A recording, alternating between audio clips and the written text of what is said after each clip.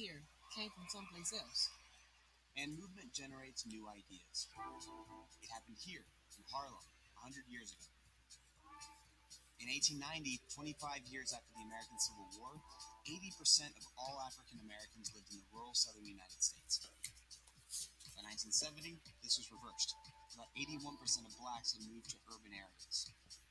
Today, the state with the largest black population is New York, with 3.5 million. And one of the largest concentrations of African Americans in New York is in Harlem, an area on the north end of Manhattan Island. How did this happen? In the early 1900s, blacks left the South in large numbers in reaction to Jim Crow laws, the Ku Klux Klan, and lack of opportunity.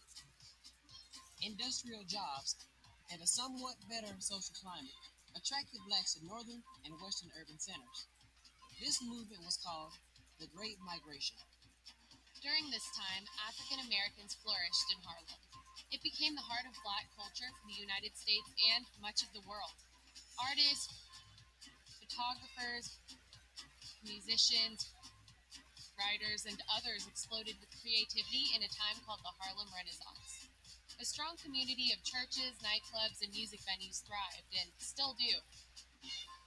It was here the voice of the black community was expressed loud and in numbers. The Great Migration also occurred some 1,200 miles west in Chicago.